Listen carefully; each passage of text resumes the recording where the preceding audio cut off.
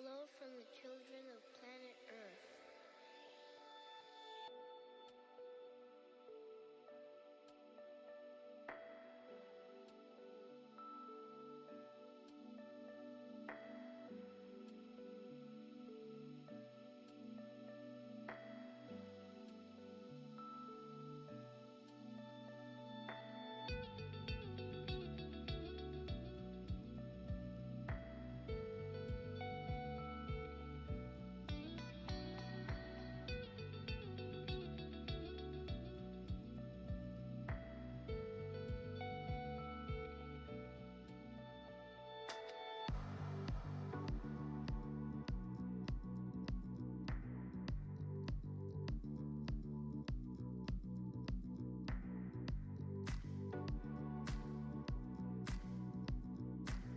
Hello from the children of planet Earth.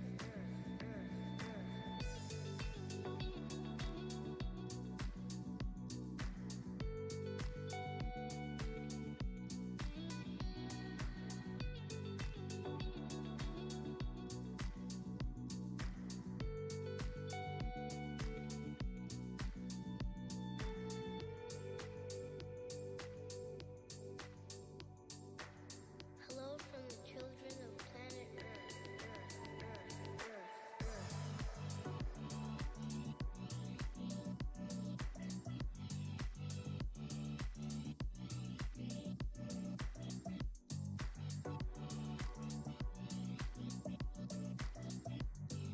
Yo, what's up, everybody? Good morning. Smash the like buttons. Get ready to get started. 8:23. Mild news day today. We've got the oil numbers come in about an hour. I don't think it's gonna really do much to the market. We'll keep an eye on that. The EIA weekly report. Stock market's opening flat. Not really too much going on. We had some bank earnings in the morning. Tesla earnings after market close. Could be a big earnings day today. Clearly, tech leading the way, and Tesla being one of those companies that's getting a lot of steam. Question is, and debate is, are we entering a recession, exiting a recession? Nobody really seems to know. But the market's bullish, and I'm a trader. That's all I care about. And we'll talk about everything in just a little bit. Don't forget, we had a rollover to a new VIX contract. We have a new triple B number. I'll calculate that on the stream today. And know that this morning VIX options expired. So we're into a new VIX month. There's going to be a whole new ball game. So we'll talk about everything in just a moment. Hang tight.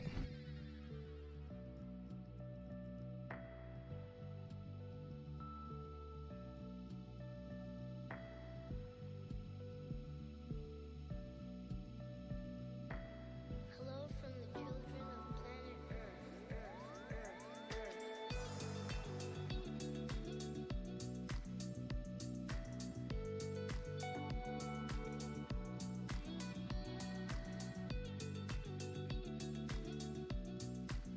All right, everybody, what's up? Checking the middle of all D bands across the board. DD band, DD band, DD band. We're clear for takeoff.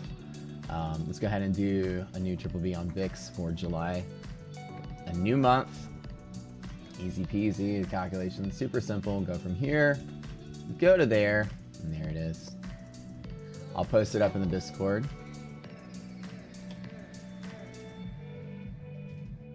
Whoop. 14.4. That's awesome. Okay, let's go ahead and make sure we get that. August. Oops.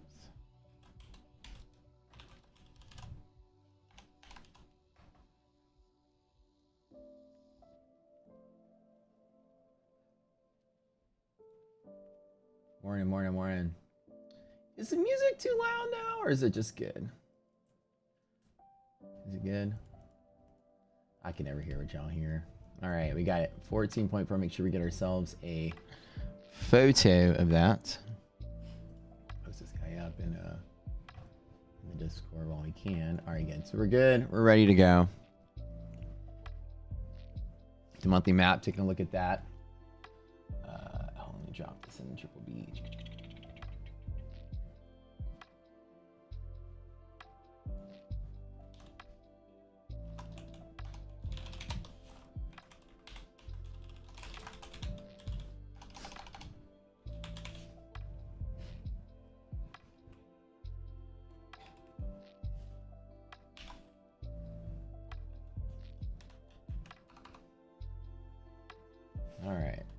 So essentially, when you're above this triple B number, pivots can overshoot. Market can be a little less, little harder to trade. So be careful when you do hit your pivots; they can overshoot. It's for the entirety of the month. Or you can look at my screen over here in a second, everybody. So this is a calculation we teach. It has to do with volatility. VIX is an instrument that predicts calculates. Let me start over. VIX is an instrument that reflects the volatility of the market. These are VIX futures. Whole complicated conversation about that. But essentially, we draw a line right here. It lasts for an entire month. We draw the line on the Tuesday before the third Thursday of the month.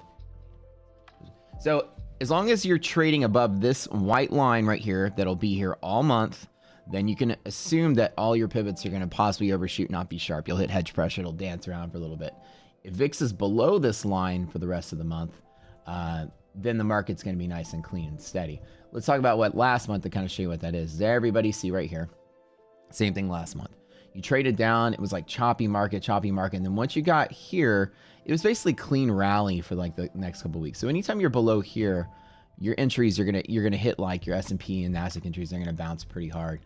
You have just a clean market. See clean up days when you're below triple B, and you go closer to the beginning of the month when you're above that. The little effects of contango in the market create like choppy, harder days to trade. Just keep in mind, so, you know, clearly as a bull, you want to be below that number. You want to bleed out the contango built into those futures contracts. Contango's a long conversation. I don't want you to go to sleep just yet. You just woke up, so we'll talk about it later. Just trust me, you want to be below that white line. So it is a pivot. So if we have like a bull run and this hits here, I usually exit my S&P longs because the VIX could bounce off of that. It's just a precautionary exit point. It is one of the indirect exit points. And those of you studying exit targets right now, anytime the VIX can provide volatility, I can assume that the market can likely turn around and start selling just because of that. And volatility is just it's a function of illiquidity in the market. So voice volume changes a lot with how close you are to the mic. Oh, yeah, I have a mic that does that. Maybe when I turn my head, I should move my head to the side. How's that sound? Is that better? Can you hear me? Do I sound like I'm on old-timey radio? I did that on purpose, actually. Is that better? Okay. Old-timey radio. What's up, JP? What up, dude? All right, let's get ready to go. Market up in 2 minutes. Much better. So I keep turning my head because I don't know. I have to keep looking at something over here to the right of me. My two cats in the window.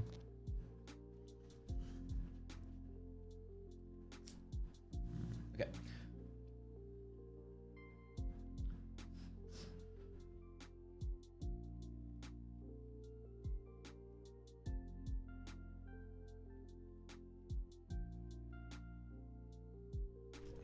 All right, smash the like button while you guys are here. Get ready to get going. Take a look at.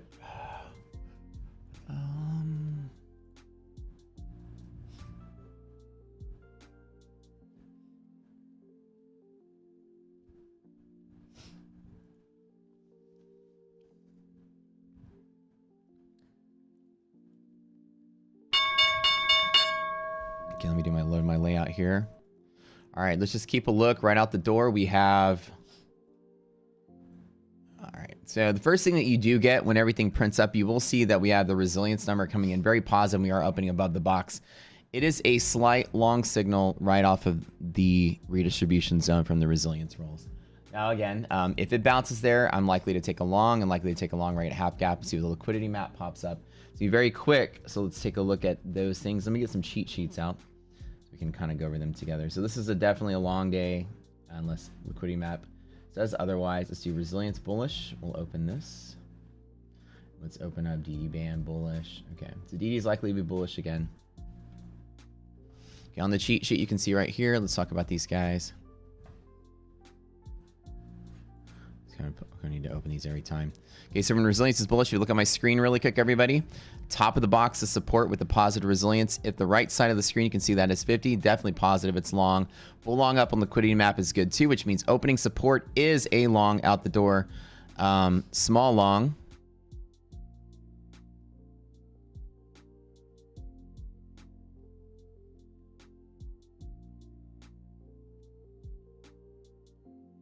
Perfect. BLU on SPY. That's perfect. That's a nice little long up to DD band. It's a very short-lived trade today, so we're going to look for exit target of DD band because we're inside the band for 46.14 versus 100, about a 15-point run. I got a tiny long out the door, looking good. So when the market opens, you got to get ready to fire that button the moment resilience comes out if you're trading on resilience. So that's how that works, right? And then, of course, liquidity map comes in within the first 30 seconds, confirms my trade. Looking nice and clean. Golden setup, nothing irrational. And we have Tesla earnings today, which is really the only catalyst that's going to come through to even move the market around. So, oops, let me close all these other windows. I like what I see. This is a great setup today. Perfect. Golden setup. All things pointing up. DD's 95%. Bull market's ever so bullish. We're continuing to go. Analyze come in with traders in just a second. Make sure we really kind of get a grasp on what's going on there. And now we're good. This market's off its rocker. Can't even trade this. Why? How can you not trade this? Why can't you trade this? It's been one of the cleanest golden setups left and right day after day. It's just been so easy.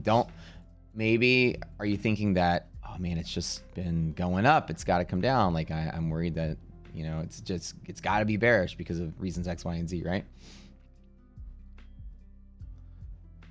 Or is it because, like, I wake up every day, keep going because it won't stop going up and I feel like purely chasing? Okay, so that's a great question. So feelings, right?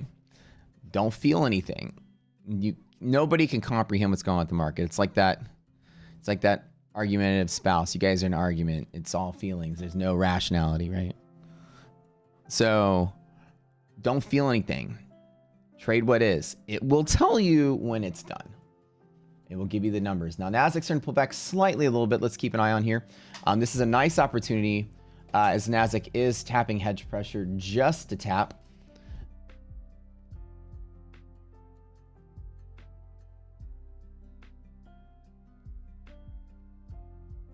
Okay, taking a small entry in Nasdaq right now, so it's going to be DD band. Let's put SPY over here on the top. Exit target. So as we know,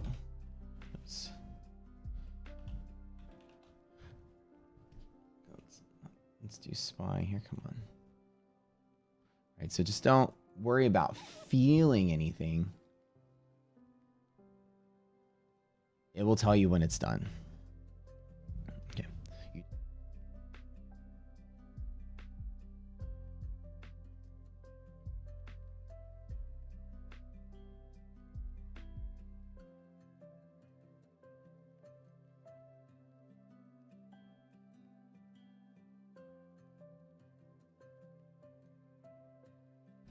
So with the possibility of overshoots on hedge pressure, remember NASDAQ right here.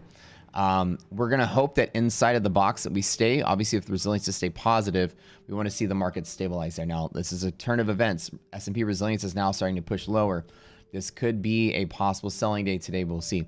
Now, anything below here, where my mouse is, it's time to get out of the trade for me. So right now, I'm expecting the NASDAQ to BLU support up to DD band. Let's put those up here. Let's go. I get my DD bands. They're going to be like right about here. So it's a good R&R on this trade. It's all about position sizing. So if you know, a small lot isn't a big deal for me to put in something small, just to go from here up to there, call it a day at the tap. So what you're trying to do is I'm mirroring what's on my DD bands and futures, kind of estimating where it'll be here. Pretty soon these will be automated in the Rocket Scooter platform. So it's about 388 where that upper target is. We're about to automate them in the platform as soon as we get our futures data launched, ready to go.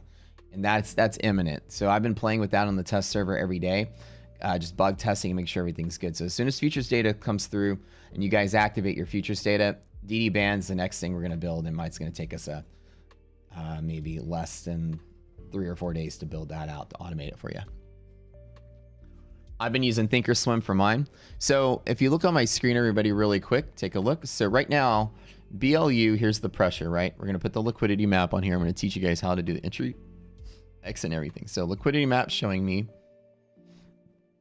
the BLU open, blue, open is a trade.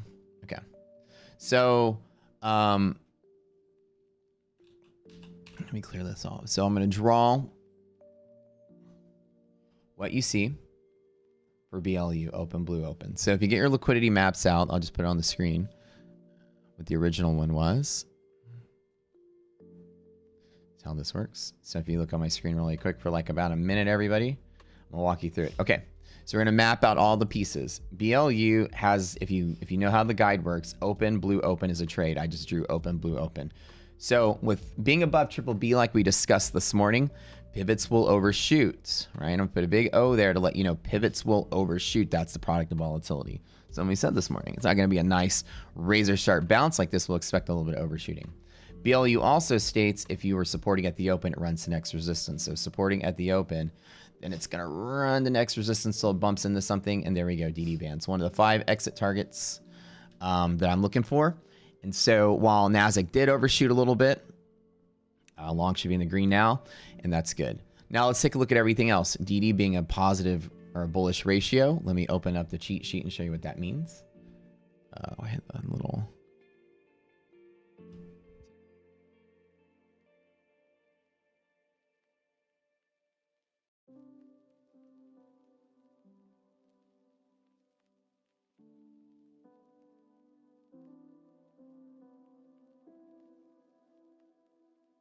So from here,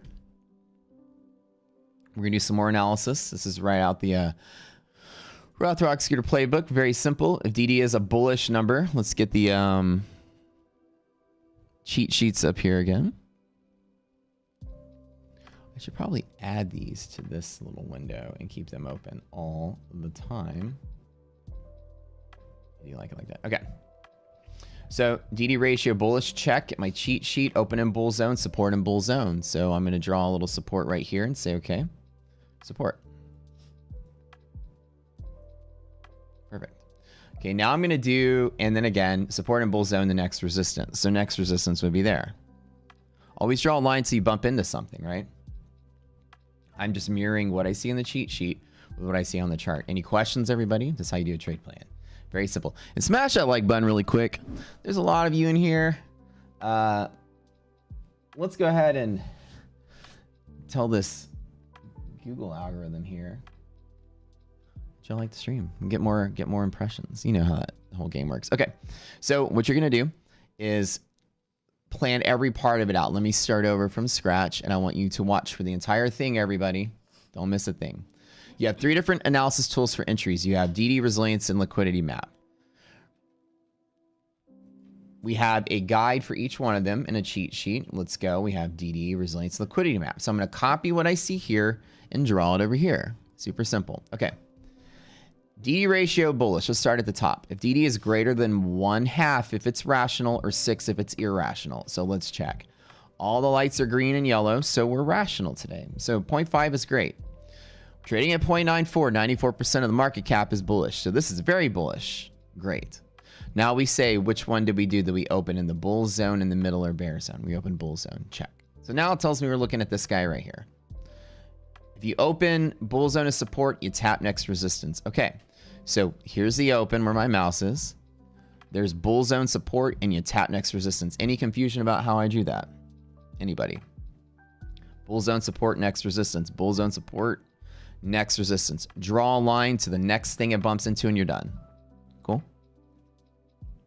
What's up? Can't see the words over to the right. Let me...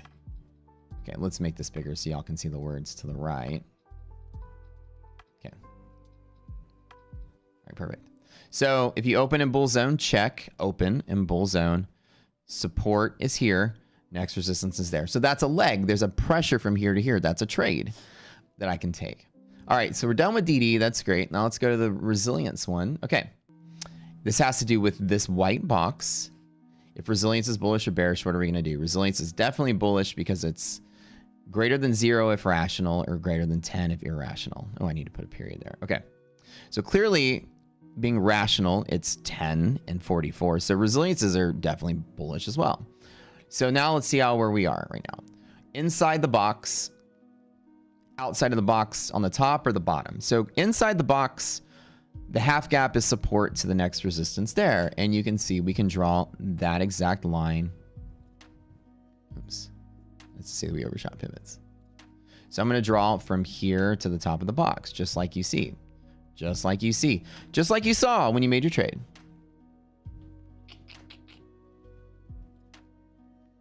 Okay. Or if you made your trade, I don't know what y'all are doing. Okay. Next step is if you're outside of the box, it switches to mode 2. Outside of the zone, top of the box is support. So as long as you support at the top of the box, you move to next resistance, just like you do on the BLU. So it's the same leg as the BLU. When draw it twice. So essentially, support being here tells me that this can move up to next resistance. And now my stop is really if we drop back inside the box.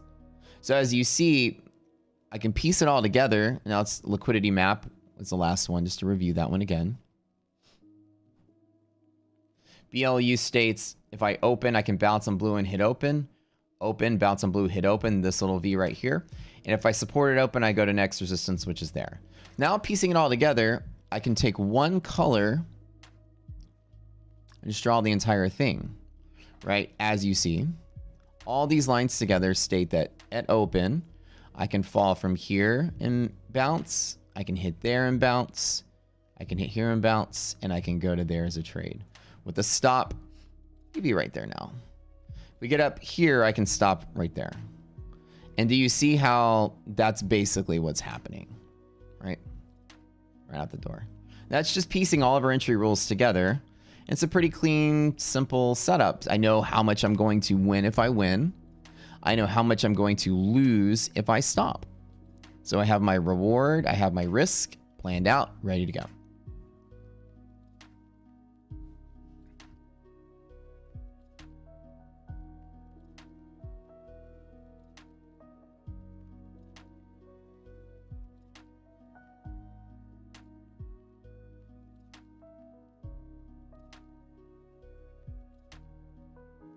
Yesterday was an... Oh, did we not have a golden setup yesterday? Yeah, probably not yesterday. What's happening with the futures? We are, as we're released, limited release to our group in like batches is the next step. Right now, we're just bug testing the final pieces of that. We're waiting for our futures broker at this point to give us guidance on how you're going to sign up with them. So we're waiting for them at this point to give us a couple of things, like basically the instructions and a link that gives you all the information you need to access futures. So they're going to give us all the information for it.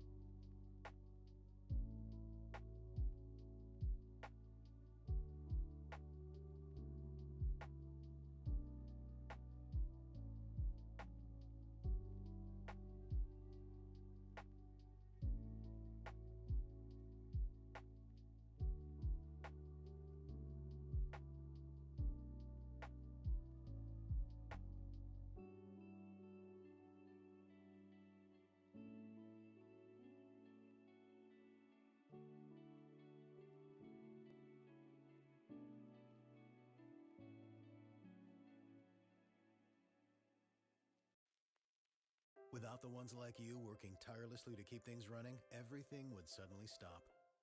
No matter your industry, Grainger's here for you with professional-grade supplies. Call, click Grainger.com, or just stop by. Grainger, for the ones who get it done.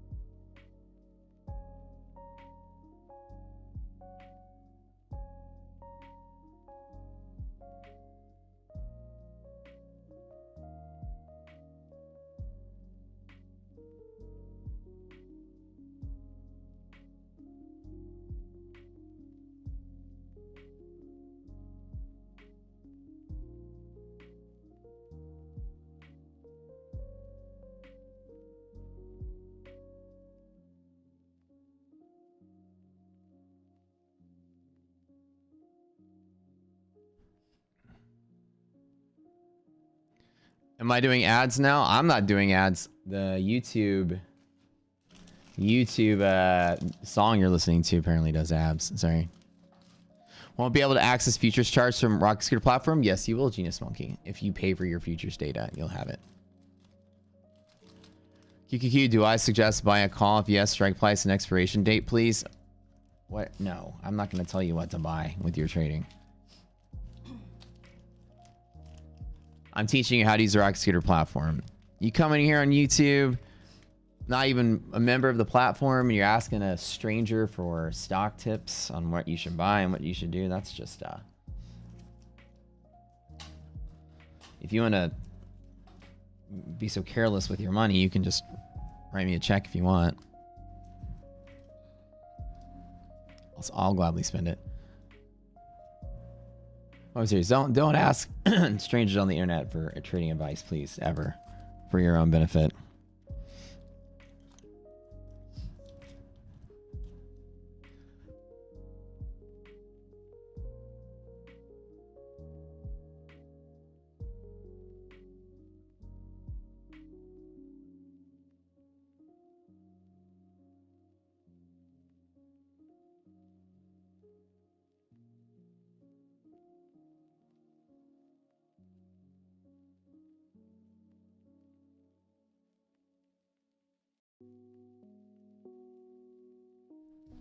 All right.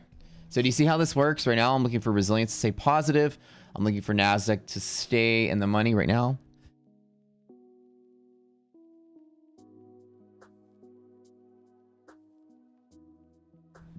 Will it be possible to integrate your data from another broker into us? The answer is no. Unfortunately, when you get data from, it's like asking, can you use your Thinkorswim data with TradingView?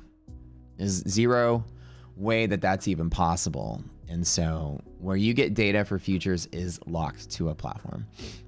There's no universal data that you buy that you can take with you. Unfortunately. Russell's looking pretty good right now. Let's do a quickie little analysis on this one. Russell BLU, where's hedge pressure? Way down here. Okay, Russell's looking good too for a traded DD band. Everything's looking pretty solid.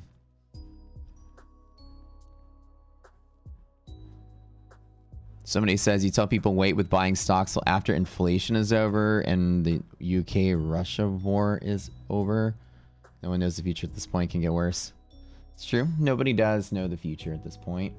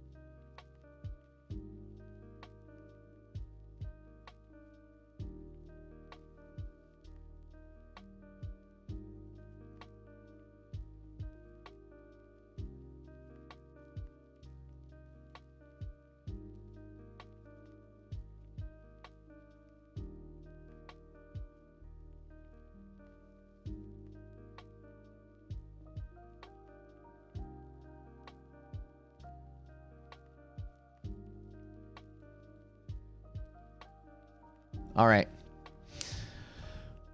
But you say yo, Jimbo, you're telling people to wait and buy stocks. I don't know if you're a financial advisor or whatever. I don't know if you should be telling people to not buy stocks because of a Russia-Ukraine war. It's zero to do with our economy in the United States. It's not affecting that, I promise you. That has turned the market 0 times. If you watch stock market every day, where here is all has to do with inflation, unemployment, QT, like bigger effects are directly affecting the US markets. And inflation is likely to stay high for a little bit. And the market's still bullish. The market, you can't get any more bullish than it is right now. And the idea is not to guess, blindly or broadly. It's as long as the market makers are bullish, 94% of the stocks are bullish, I'm bullish. I'm bullish if they're bullish. So as soon as they're no longer bullish, Rocket Scooter is going to tell me, and I'm just not going to be bullish. I don't guess. I don't have the answer in front of me. Are there training videos on how to use the overnight dynamics? There should be somewhere. I think it's in the module 4 or 5. How would you find the upper target on Tesla? Okay. When you're looking for exit targets, what's one of the first things you look for? We're going to look into gap fills on Tesla and see if we can't find anything there. Great question. Let's practice. When trying to find upper targets on something, let's see if there's any gaps to be filled, right? Take a look. Clean up my chart here. Pop me old big Rocket Scooter chart. Let's go to the daily chart. Let's do a little exercise here. We're going to work out our brains. Okay. Gap fills are one of the best things you can actually, this is a great lesson in gap fills. Look at these former gap fills here on Tesla. You can see that we traded to one, ping pong between them. Gap fills are always great targets. So let's go ahead and mark some of them. These are already taps. Let's get rid of them. So you see that Tesla, let's just kind of start looking about. This green line is where we're currently trading. So let's see if we got any, gaps that need to be filled. Let's go ahead and mark some of them. Nothing in here. These are all overlapping. So let's back up a little bit longer. Ooh, there's a close right here that gap down that didn't fill. There's a gap fill. There's a gap to be filled. Let's mark a couple of them here if I find any. That's the only one I see. Any of them over here? No, none over here either. So we pretty much have these two and that's it. I can see them pretty quick, so I'm looking for any gaps that haven't been filled. So that's it. So we have 2 gap fill targets. We're gonna have to find other targets within that range. So now if you look at it on an upper target, if you don't have one, if you have nothing to trade into, then you can set an arbitrary target of anything that you use to do resistance. If you know where your risk is, for instance, if you're going to long at half gap and stop right there, you can force yourself to get 1.5 to 1 and just exit when you get a profit target of what you want. As long as your risk and reward is greater than 1 to 1, and I usually recommend 1.5 to 1 or greater, then that's good. As far as the stocks are concerned, stocks are hard to day trade simply because they have individual acting catalysts that can move them around, especially Tesla having earnings today as well. If you don't have a foreseeable upper target, there's a couple other tricks you can do. I don't have these buttons here because it just popped out a chart. But let me do Tesla over here. There's a couple more tricks you can do. You can do opposing, we do call the opposing walls trick. What you do is you can switch to monthly mode and see if there's any resistance on the monthly scale. Okay, there's not. We can click monthly map and try to see what's going on for the rest of the month.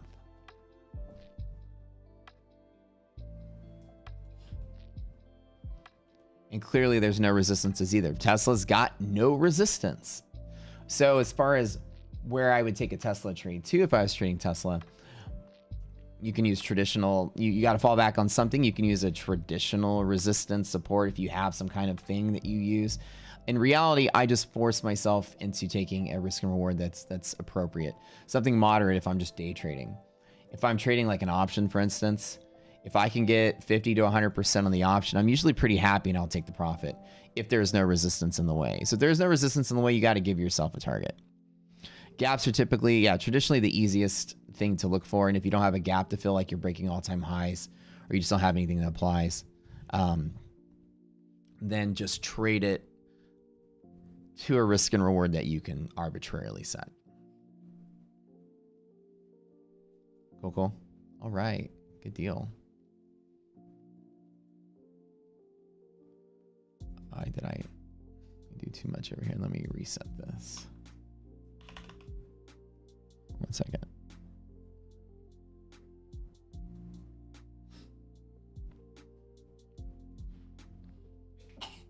Bless you.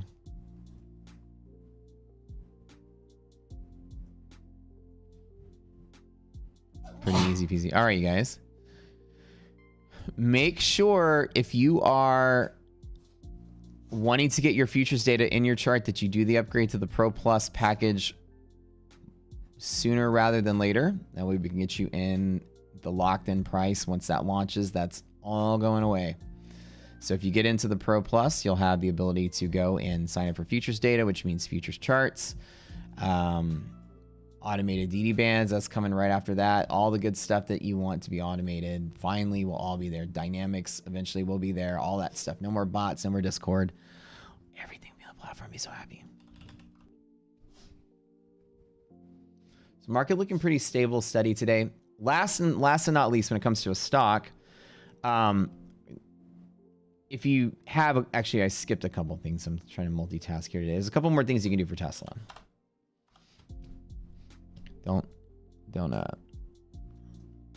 Don't forget this. I'm forgetting a couple things. If you have, you can try to find a pivot in Tesla if the index has a pivot or the sector also has a pivot.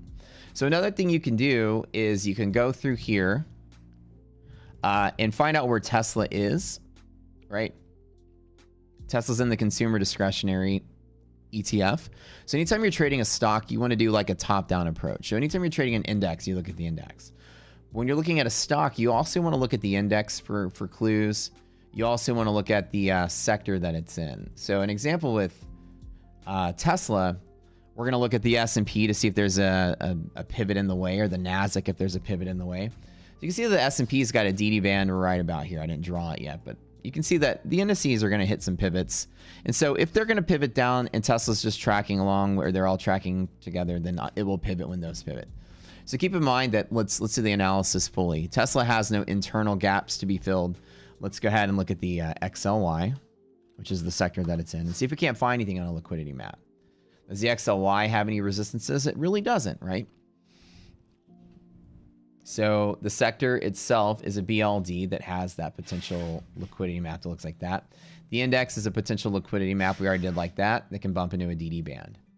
So what I do is, if I'm trading Tesla as an example, either I set an arbitrary risk and reward, or I look for clues anywhere I can find them. And so we know that the index is the only thing with resistances right now. So if the index bumps in a DD band, I'll just dump my Tesla where that is. Does that make sense? Is there any way that Rocket Scooter can lose? Part of the dumb question. Well, I mean, y'all are all winners in my heart. Jace. So really, in a stock, you have to make sure you look at everything you can, not just the stock itself. So look at the index and the sector. You try to see if there's pivots there too. The only thing we have on the index is DD bands. So in reality, there is nothing that I can see for Tesla other than it's going to move up as long as the index is moving up. And when the index hits something, Tesla's going to turn around. Now, if you look at the three together, I try to eyeball it and see which one's the closest. Everybody, take a look at this. The S&P is the closest one, right? Nasdaq's the furthest one away. Russell's the furthest one away. So the first one that taps the DD band, I usually call my trade to be over, or at least I trim heavily. So I don't bet that once the S&P breaks through, the Nasdaq is next. I usually take the first resistance and call it a day. So if I was in like a Tesla long at the start of the day, I'd hang in there. And when the S&P taps DD, I'd close out most of it, maybe hold a runner just for the rest of the day, something like that. That's how I do stock trading. So in reality, Tesla has no immediate support or resistance. It's just going to track along with probably what the S&P and Nasdaq are doing. Yeah. All right, y'all. Take a quick break.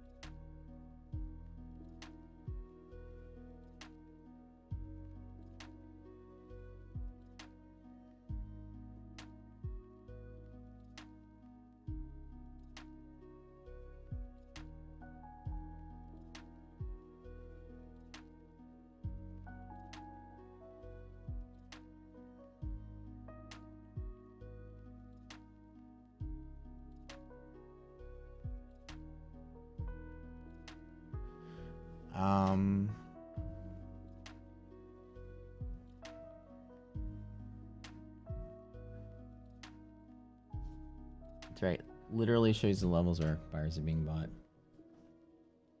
Or where the battle's being fought.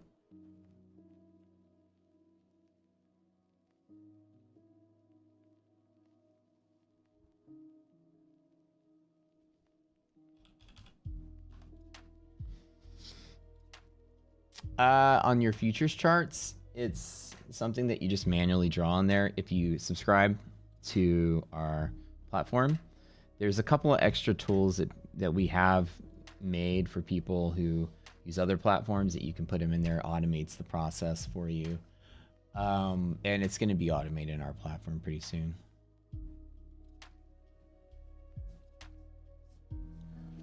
So go into the member-made tools in the members area and then ask somebody for guidance if you can't find it.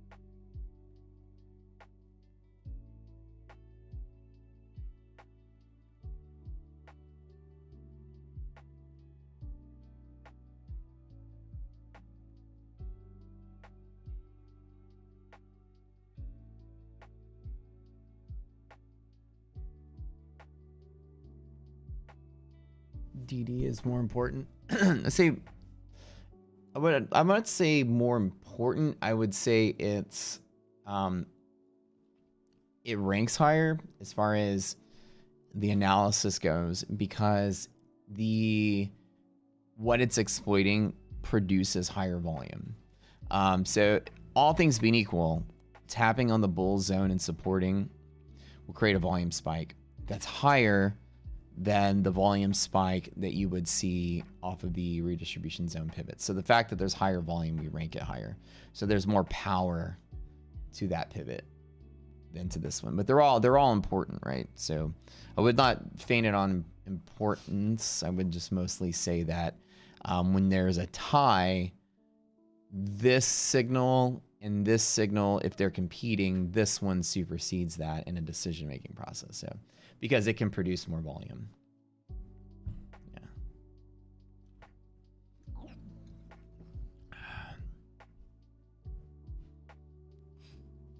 Message retracted. What is this message retracted thing? Joe, what are you saying? I can't even see what you're saying.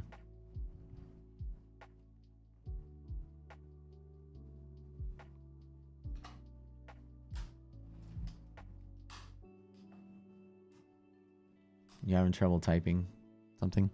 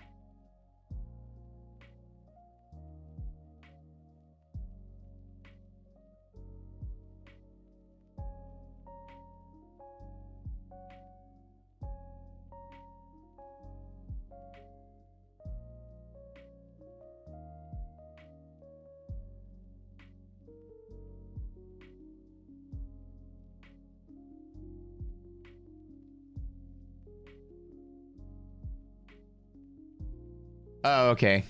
I was wondering if like the bot was deleting you or something.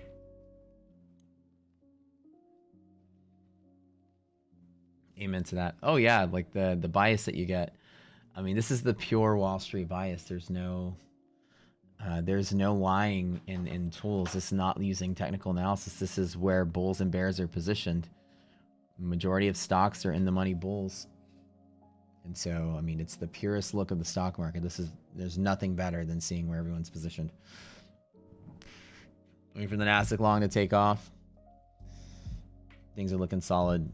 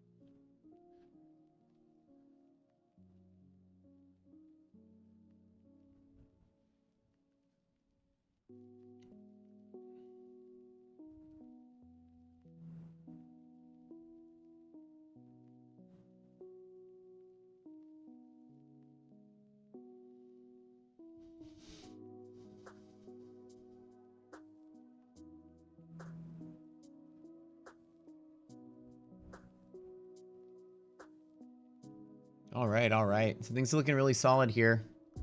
Nasdaq resilience is still negative, but the S&P is still positive. So when they diverge like that, S&P usually wins and calls a shot today. Now again, we're kind of trading proxy, waiting for Tesla earnings today. But I think Nasdaq's going to be the slow mover as Russell and everything else is moving higher. Right, so... But I still think that NQ is where the big moves are going to be. I mean, this obviously rally is built on the tech foundation, so I do like what I see. We have broken through hedge friction to the downside. You're just being very careful here. That's not the best sign in the world. But inside of here, I'm still hopeful for a potential push up towards upper DD band today. So we'll see if we get anything good on that guy.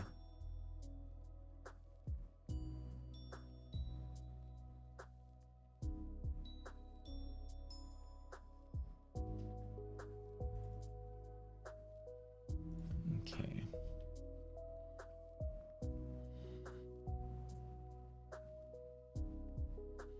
If you see the index push above half gap and resilience being lower, it just means that somebody's longing the index and selling the stock. So in either way, a lot of times you're just looking for that resilience to identify that arbitrage is there, that they're going to connect somewhere, right?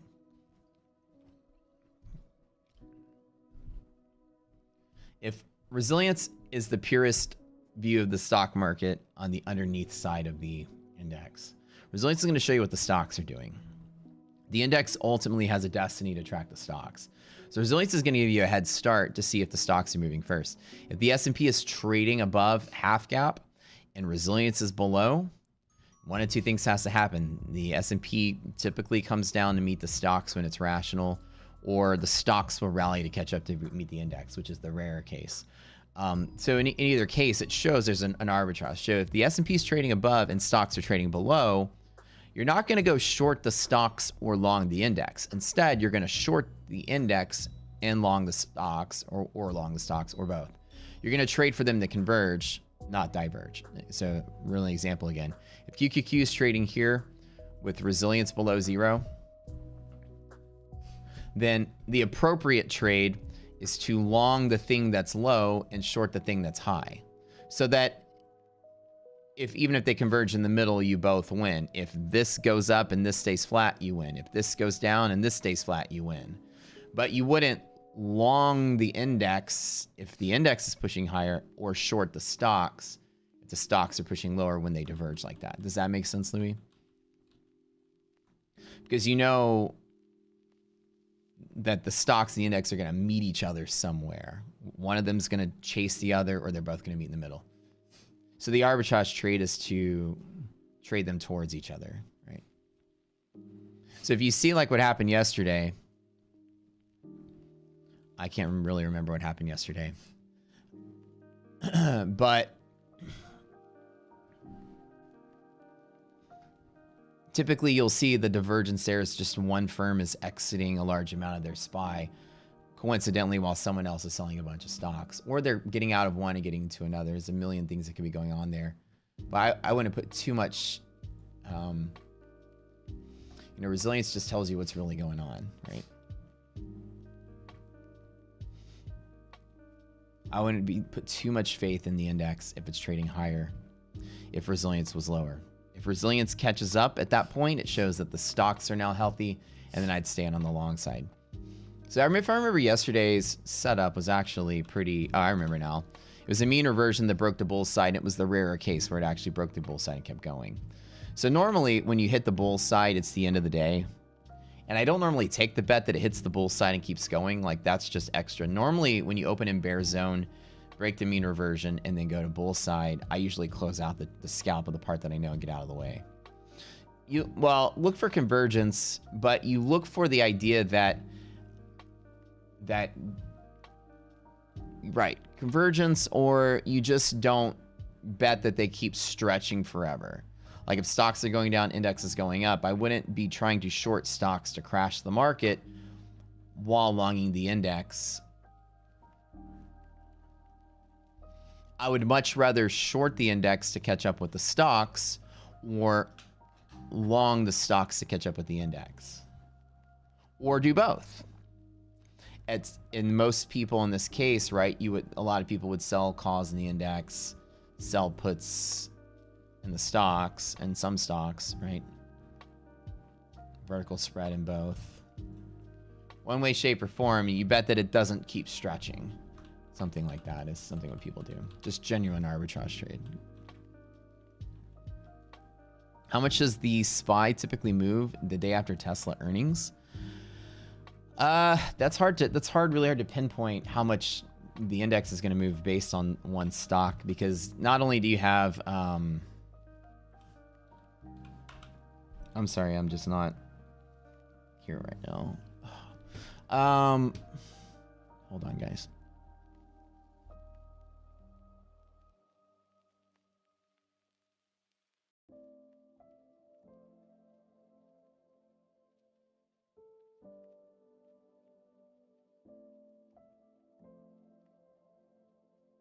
Searching for the best flower delivery in Houston? We've got you covered. Stunning floral arrangements from Breen's florists always say it best. Fresh flowers, hand-delivered with a smile. Order at breensflorist.com.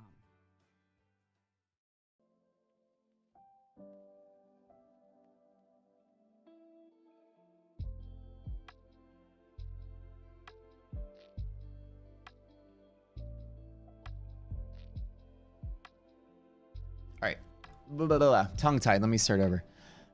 You can't really pinpoint how far the index is going to move based on a single stock, because while you can effectively calculate that, the stock can also create side trades as other things move along with it that can move the index higher.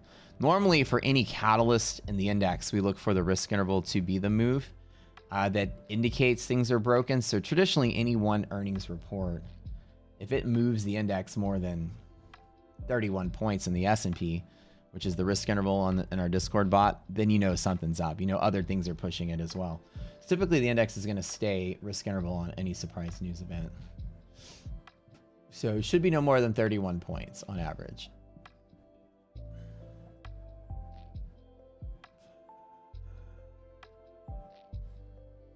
Let's see that NASDAQ trade go.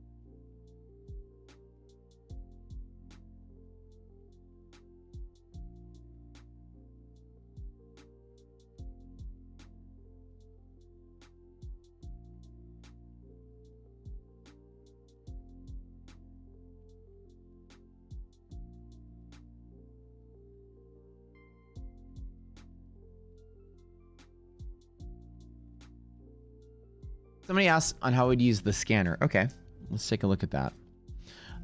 You go here. Let me clear all this stuff out here on the scanner.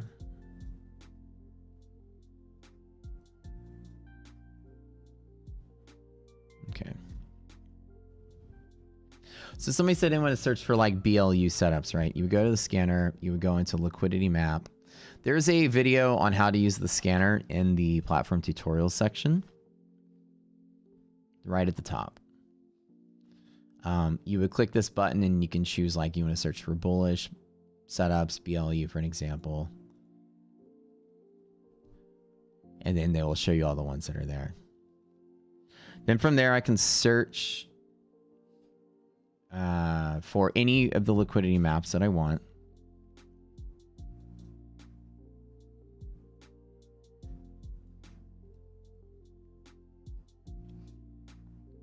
And then I can sort by like distance from hedge pressure to find out which ones are right on that actionable spot. Like IBM is an example. Click it. IBM pops up and look, IBM is right on the edge of hedge pressure, ready to go for the BLU. Is there a way to do hedge pressure and monthly hedge pressure line up together? We don't have that yet. But a good trick is to see distance to hedge pressure is the same. Or you can add, there's a parameter called hedge distance in here somewhere.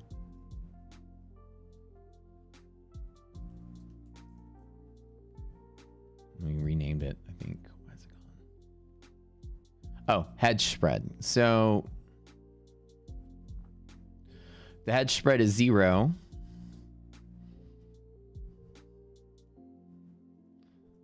Right? You will see that they're on the same spot. So Adam, wanted me to make this. I found out a way that you can actually do it with what we have without having to wait for us to make something.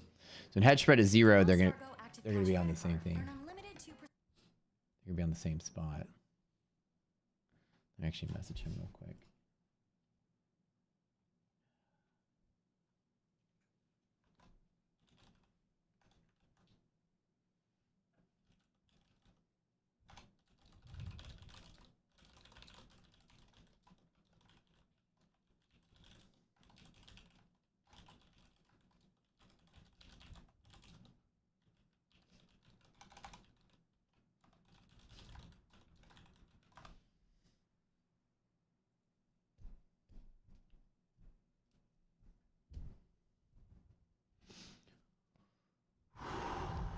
Okay, yeah. So here, an example, you'd have them both at the same spot. I think that's how that works.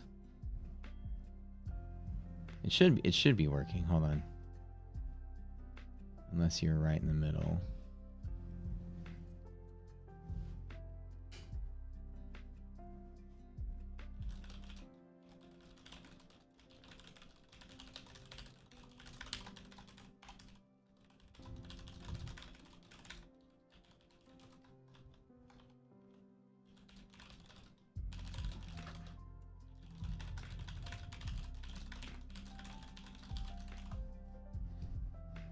Let's see if that actually pulls some of that. So the only flaw to that would be if you're right in the middle.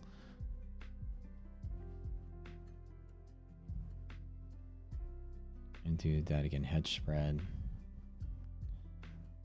Let's put these two here. Okay. Let's see, IWM. Yeah, IWM qualifies. Neo, and they're both 0.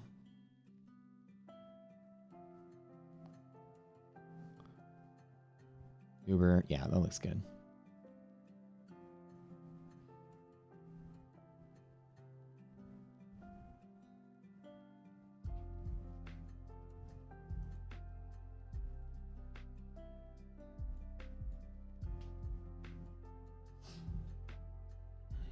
Apps, yeah, that does work. So the only downside would be is if hedge pressure is like at 3 and monthly's at 2 and you're sitting at 2.5.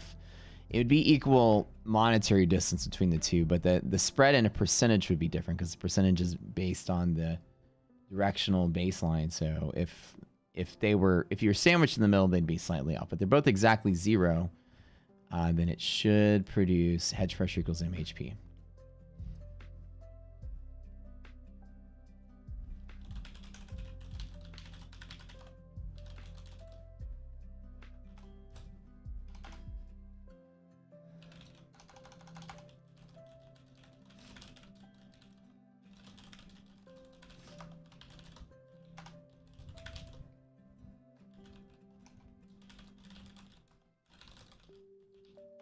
Means you had to go with the parameter.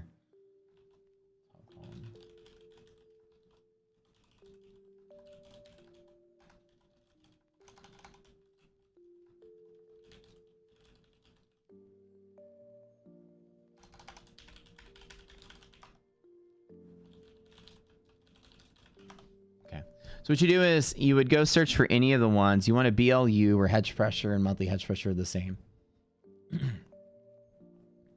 You would put in the scanner BLU and then sort by all the BLUs. And then as long as the parameter's at the top, you add the hedge spread, which is the distance between the two hedges. As long as there's 0, then there's no distance between the two hedges. So these are all the ones that qualify with monthly and weekly at the same spot. So now, if you have them sorted like this, let's scroll down and find something that's actual, like right on the edge of one of them. Like K-Web looks like it's right on it, just like that.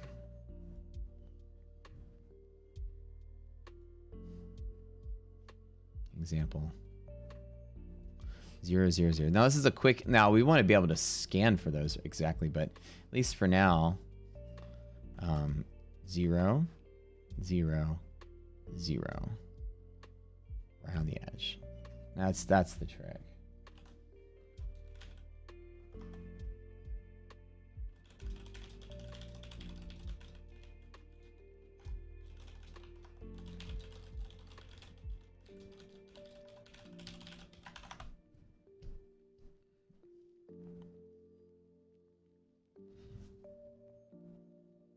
Yeah, so like one of the things is we can actually beef up the scanner at some point to give more functionality. To set conditions like filtration conditions, like only, like you can select a priority system to rank this way first, then that way second, that way third. Or you can do minimal ranking, whereas it'll show at the top a combination that's all closest to some value that you set, and then sort them appropriately. Or just have you scan for that setting. So the way to remove a column and parameters that you're going to sort by is that you scan for it, right? An example is, so again, when you're doing any kind of data sorting, one condition produces a bunch of outputs, and I want to simultaneously define something that's 0 and 3 columns. Well, the way to eliminate one of the columns is to actually scan for it. So I'd scan for ones that are 0. Here, for instance, the same thing, we're going to remove the hedge spread. I'd scan for the ones that are 0, so that would remove that from here and put it over here. And all it does is it trims your return set. And then you can scan for distance from hedge pressure, and you can make it 0.5% or less. And then you remove those columns. You no longer have to filter, and you would just have the difference. I mean, I no longer have to sort. So essentially, the idea is to make a scanner strategy for both of those. You want HP equals MP.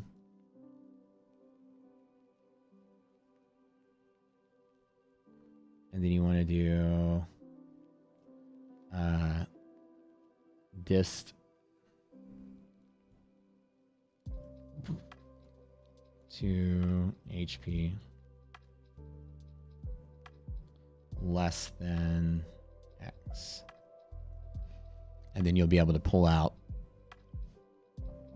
ones that are actionable around the edge. Let me put this in the notes. I don't know if I've already made this or not. Distance to hedge pressure. Can we do this? No, we didn't actually put that in there. Okay, let me add that to the project list. Great idea, guys. Project files.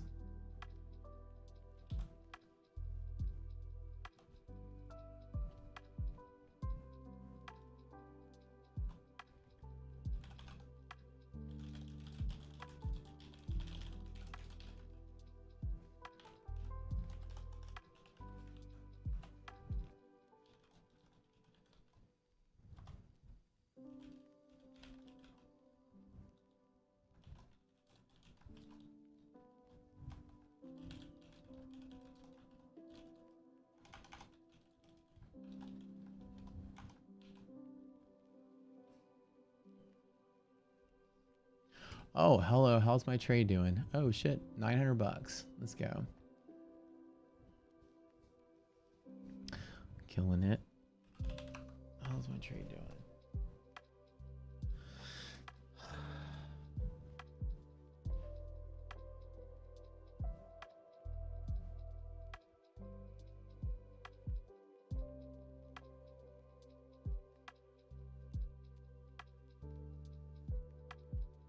My Nasdaq's really starting to fly. Need an alarm system on scanner? Yeah. There's a lot of features coming with alerts that we're going to be building pretty soon. This new project we're about to do. We're about to take off with we're partnering up with an A-list vendor, like one of the biggest known traders on the planet. We'll be partnering with them, and we'll be featuring a whole new set of tools in Rocket Scooter and building out this whole feature set as part of this effort starting next couple weeks. Scanner overview is, if you go to platform tutorials, it's a whole section on the left side. All right, 950, let's go. All right.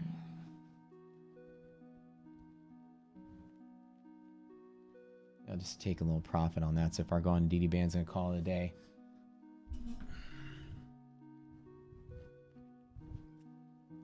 That's an easy setup.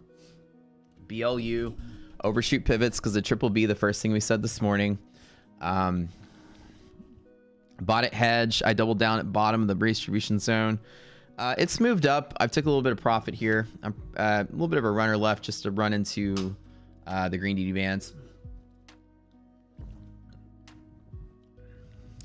You found it, Jay? Okay, cool. So alarms gonna be something we build one day. The alert's gonna alert you in Discord. The alert's gonna alert you on your phone. We do all kinds of neat alerts as we build out the features. Like I said, I love those ideas.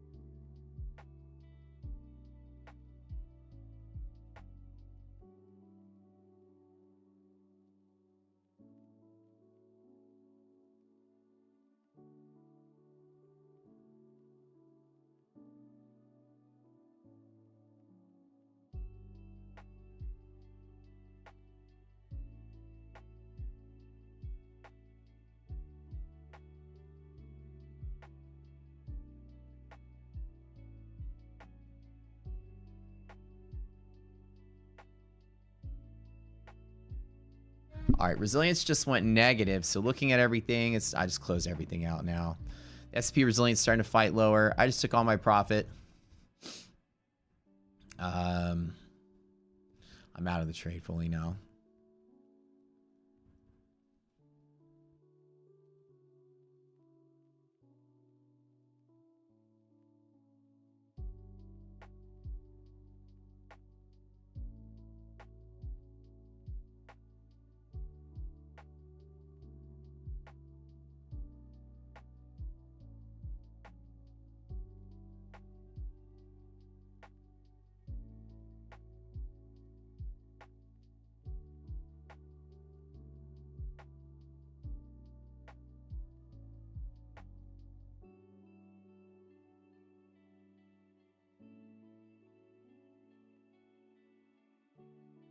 All right, when you open the scanner and it's on a big page, you don't think it works on your screen?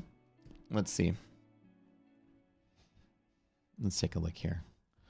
Whole new scanner. Let's sort by something. It's popping up on mine. Now, one of the things is that the scanner does take up a lot of memory. So make sure that your browser has the ability to not be like memory locked, like you're assigning a certain amount of memory to it. If you run a bunch of instances of something, you might just be crashing out your browser. So maybe try a different browser. In Edge, I've never had any problems with it, though. Take a look.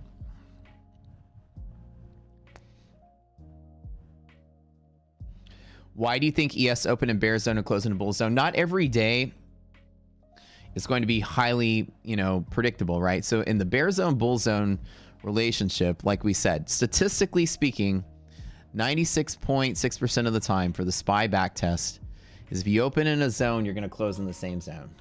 So there's a 3%, 3.4% chance that it goes the other way, right? And why? And again, because people were buying. If I remember correctly, we opened here. We did this for a little bit. We did this for a little bit, then did this and this, and then we rallied. That's when you open here, you close here more often than you don't. So you plan for that.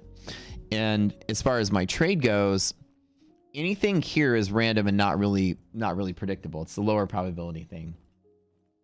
So in the DD ratio setup on that particular case, if you open in bear zone, the bull zone tap is the extent of my long trade, right? And on the stream, I remember saying this. I said, we're likely, I didn't take any trade, by the way. So I said, we're likely to go here. And it's more often than not going to close probably where it opened. It doesn't mean it has to. Those percentages, remember, like I said, is 96.6% of the time. And then the rest of it was 3 point whatever for on the SPY back test when all signs are rational with no hedge pressure break. So that's just a small probability there. So what caused it is just the randomness of the market. Normally the trade would end right here as a day trader. If I long, the highest I'm expecting to go is the bull zone tap only, and then I get out of the way because it is random. More often than not, it pulls back. A few times it'll keep going. And so I don't trade. I definitely don't short it, number one. I never short when DD's bullish, right? But do you understand that while I do see that the extent of my trade is the bull zone tap only, and it's more likely to pull back to the bear zone than rally, it's rare to see stocks capitulate from bear to turn bull. It means people are fleeing on the fly their bear trades and going bullish. You'll see that. It's the rare case. So traditionally, if one were to long off of like that hedge pressure bounce, I think that we got I think it was exactly hedge pressure bounce, same thing. And then it went to the bull zone. That's pretty much the end of the day. Anytime you hit your first resistance, the market's particularly random from there. And anytime you break through liquidity pocket, markets are also random from there. So what I normally do is I would long to there, take out most of my profit, leave the runner to there, call it a day. Anything else is really just random. Does that make sense? A little pullback on the Nasdaq today. We're getting some resilience scares. This is why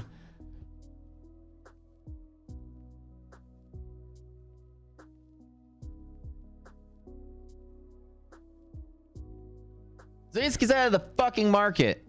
like I said, I mean, I trimmed my position 5 minutes ago, put 800 something bucks in my pocket. I had 900 and something, and then my runner started losing, and I just cut out. Look at that, ladies and gentlemen. Walked away with price. The whole point about trading is to escape before the bad news happens.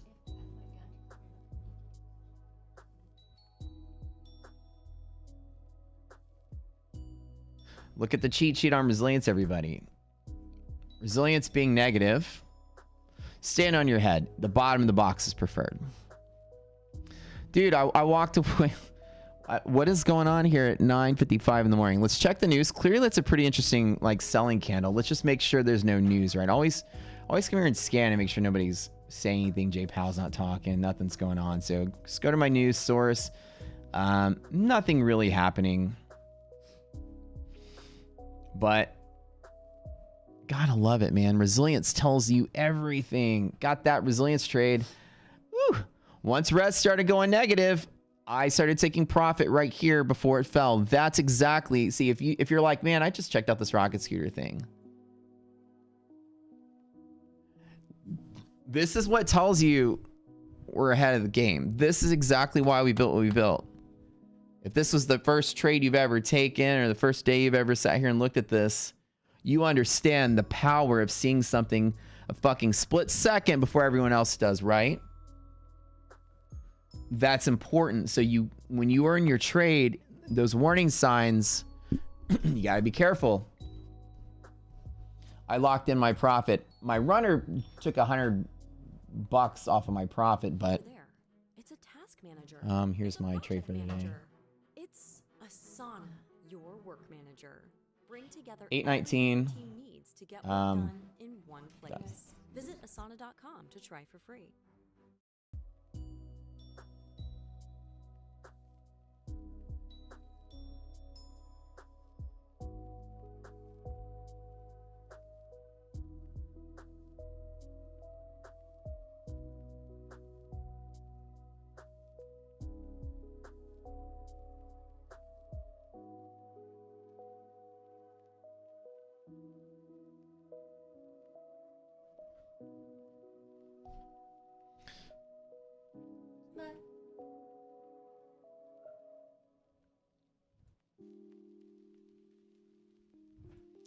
Resilience will tick live on the small charts. So one of the things is that if make sure that your browser hasn't like run out of memory or in that you disconnected or anything like that. Make sure you're always connected live. You should see at the top it would say connected and market open and have the signal there that you are connected live. So just be careful that your platform is actually updating.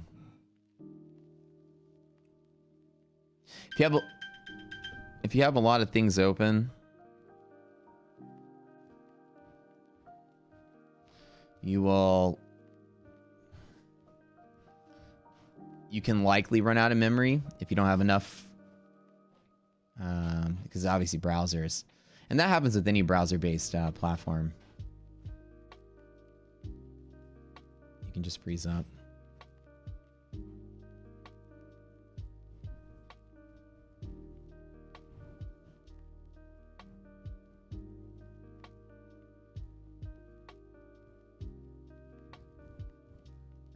I still don't short because resilience is negative, even though it can move. I'm still just out of my long. I'm either long or not longing. When the DD's bullish, I'm just longing. That's it. I'm never shorting the market. Now, if somebody were to short, it's very scary to try to short a bull market. And again, I don't take the side. I only short off of something,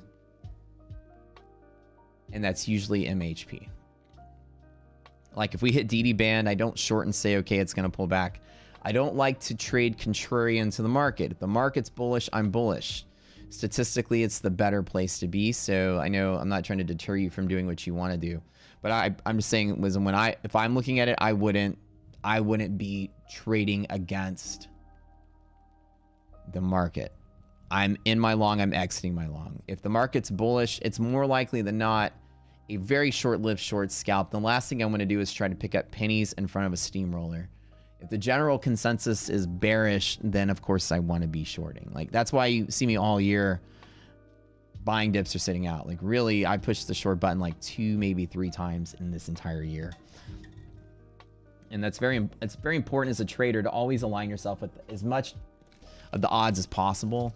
And again, not telling you not to do what you want to do. Just know that we teach to short off of something, not just because it looks like it's going to fall or there's a pattern that says it's going to fall or because it's moved too high. So just if you have a resistance that you want to short from with a short signal, then you're always, you know, your bias should be confident that you take it. You take it. I personally just, well, I did see it's going to fall. My brain is not like, okay, let me short to the bottom of the box. Well, it is highly probable that the S&P now falls to the bottom of the redistribution zone and breaks hedge pressure, and maybe a small probability it collapses the market 11% of the time, break through hedge pressure. Okay. I don't want to take the 11% bet. And again, because resilience is negative now and we hit hedge pressure now, you have competing signals, right? There's a long signal here, but there's a fill the box signal that's stronger. So I'm not taking the long up at hedge pressure. So instead of maybe I should take the short, I just choose to sit out. Remember, BLU is a trade from there to there, but it's outranked by the resilience trade, which fills the box that way. Priority is here over this. So I'm more confident it does this rather than bounce. But I still don't short it. I just refuse to take the long. I see it that way, is that the highest ranking thing is that we do support here because of DD. So any short trade is from here maybe to there at best case scenario, but all the pressures are kind of pushing against it, minus resilience. So it's one of those things that I just know that I don't want to take a little bitty short scalp in the middle of like a bull wave. And I always see it the same way. In bear markets, I'm shorting off of MHP at all times. Like if it's here and it touches MHP, I'm always taking the short every time, because I want to be on the right side of the trade. So the two things that keep me on the side of the market I want to be on, if DD's bullish, I'm traditionally looking for dips to buy. If we're above monthly hedge pressure, doubly, I'm looking for dips to buy. So this is bullish hedging structure. This is bullish positioning. These two, being above monthly hedge pressure and being DD positive, or sorry, DD bullish, tell me I'm only longing. If DD was 0.4 and we're trading below monthly hedge pressure, I'm only shorting.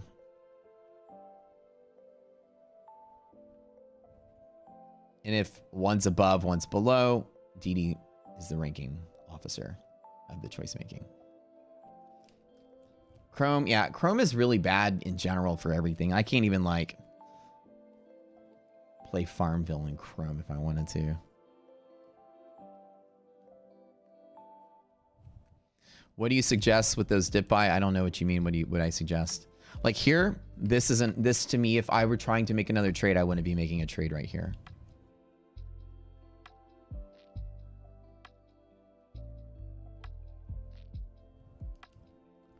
Because resilience is negative. Remember, redraw your pressures. Every single time a condition is changed, you know, liquidity map changes or you're in a different spot,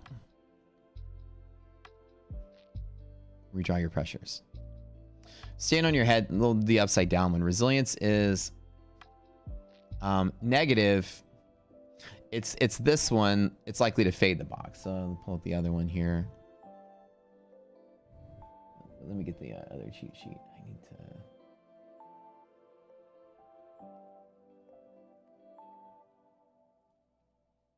So an example is if resilience is below 0, then I expect this to want to press that pressure towards the bottom of the box, right? So as you're trading here and resilience goes negative, do you all see how I escaped this trade before anyone else on fucking planet Earth? Because of resilience. Does everyone see that? I mean, we sell our tool for 35 bucks a month.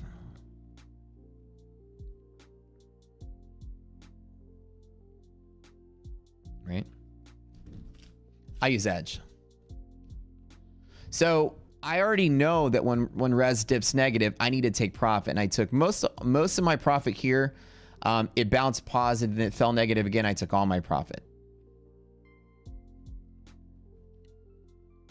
And falling to the bottom of the box is likely a pressure. So bottom of the box is likely a pressure, which worries me because you'd have to break hedge to get there. BLU is open, blue, open. Clearly, that's that V shape right here. There's still this pressure here. And there's still a pressure pushing. So hedge pressure is going to have a fight. Negative resilience is going to pull it down. BLU is going to try to pop it up, and resilience is likely to win that.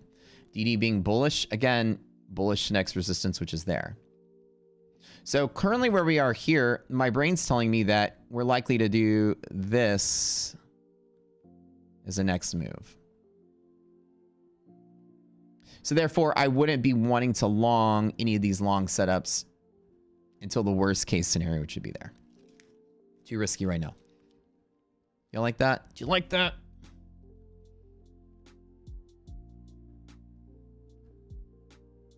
Sometimes I have energy in the mornings. So while traditionally hedge pressure long is always a good dip to buy, I'm going to be cautious. And even if I did want to still long for hedge pressure, because there's conflicting signals to pull it down, I'm going to long very small anyways. Knowing because resilience being the outranking officer here would likely break hedge, which would likely turn this red, which means I would be in a 10 to 20% position anyways. I would only buy the dip hoping for that, or sorry, anticipating that. So I would only buy very small anyways. Does that make sense? So I wouldn't say, oh yeah, let me get in on my 10 contracts, finally BLU. I would say, oh, resilience is negative. That's scary. Let me take a very small position, 2 contracts, not 10, 20%. I still want to take the BLU. DD is bullish, cool. Resilience negative. Liquidity map good.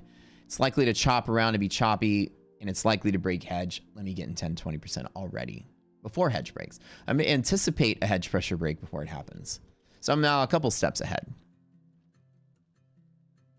Trade small. Do you know that I was even a step ahead of you on that? Because right here, I saw the same thing. I trimmed 80% of my position already. The same person that would enter with 20% of their position, the trader one step ahead exited 80% to keep 20% of their position when they saw that particular move before it happened. Does that make sense? Either way, when I detect there's a possible irrational signal, whether it's active now or about to be active, I'm trimming most all of my trade. And if I wasn't in a trade, I want to buy hedge pressure, I would buy 20% the same thing if I wanted to buy something very small. If I'm in a trade, I'm going to trim down to 20%. I'm immediately small risk on the table when I detect hedge pressure can possibly be broken. Do we all understand that? That's the trick.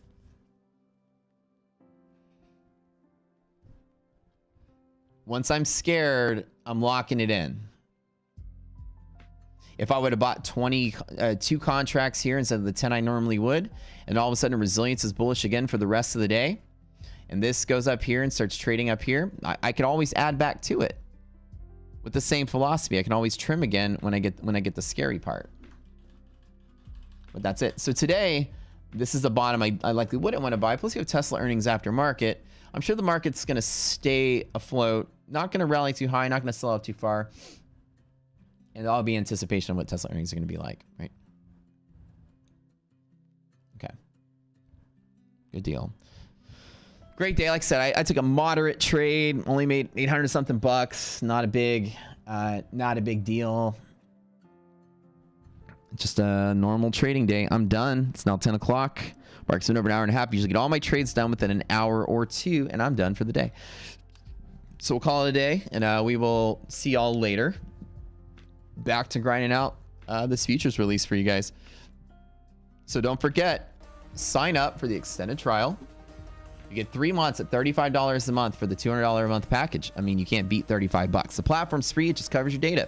And after that, prices are going up. So it's going to be likely $250 a month. So you want to lock it in as soon as you can, because we're having a special deal that if you do upgrade to Pro Plus, which will open up futures and all the other good stuff that's being automated, you'll get it for less than $100 forever. And that's a lock-in, grandfather in that price for the rest of your life. Join the next generation AI trading platform that's literally going to dominate the industry for the next couple of years, when everyone else is paying $300, $400, $500 a month for all the features, and you're locking in $100, and you're just like, man, I wish, glad I got in when they started, right? I wish I would have got my girlfriend got her Pilates membership for like $100 something when they opened. Now I gotta pay $300 for that thing. Sucks. Founders rate is great. We appreciate you guys supporting us early on, supporting the development. Obviously, us kicking ass and taking names and make the platform you always wanted to see. But join us, and we'll see y'all later. We'll probably do a Zoom call in about 2 hours, and just like we always do every morning. Sorry about yesterday, but we'll do one today. We'll see y'all later.